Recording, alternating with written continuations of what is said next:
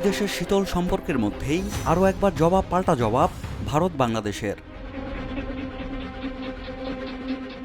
ভারত সরকার এবং পশ্চিমবঙ্গ সরকারকে সংখ্যালঘু মুসলিম জনগোষ্ঠীর পূর্ণ নিরাপত্তা নিশ্চিত করতে সব ধরনের পদক্ষেপ নেওয়ার আহ্বান জানিয়েছে অন্তর্বর্তী সরকার। প্রধান উপদেষ্টার প্রেস সচিব শফিকুল আলমের এই আহ্বানের জবাব দিয়েছেন ভারতের পররাষ্ট্র মন্ত্রণালয়ের মুখপাত্র রণধীর জয়সওয়াল।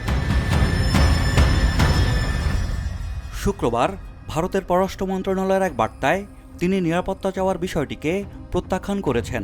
একই সঙ্গে তিনি ভারতের মুসলিমদের নিরাপত্তার বিষয়টি সামনে আনার সমালোচনা করেছেন। দিল্লি জানিয়েছে বাংলাদেশ বরং নিজেদের সংখ্যালঘু জনগণের নিরাপত্তা প্রদান করুক। রণধীর জয়সওয়াল বলেন, পশ্চিমবঙ্গ সম্পর্কে বাংলাদেশ যা বলেছে তা আমরা প্রত্যাখ্যান করছি।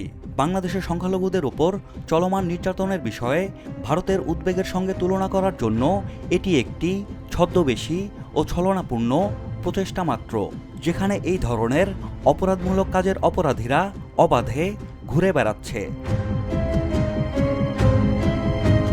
দেশটির পররাষ্ট্র মন্ত্রণালয়ের মুখপাত্র বলছেন, এ ধরনের অযৌক্তিক মন্তব্য করার পরিবর্তে বাংলাদেশ তার নিজস্ব সংখ্যালঘুদের অধিকার রক্ষার দিকে মনোনিবেশ করলে সেটা ভালো হবে।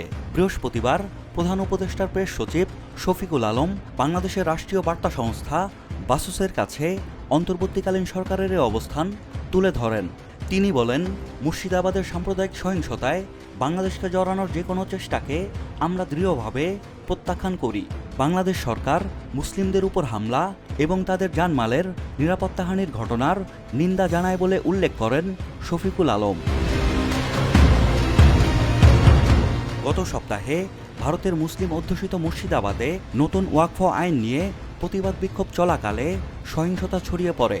মালদা, মুর্শিদাবাদ, দক্ষিণ 24 পরগনা এবং হুগলি জেলায় এই বিক্ষোভ ছড়িয়ে পড়ে, যেখানে আগুন লাগানো, ইটপাটকেল নিক্ষেপ এবং রাস্তা অবরোধের ঘটনা ঘটে।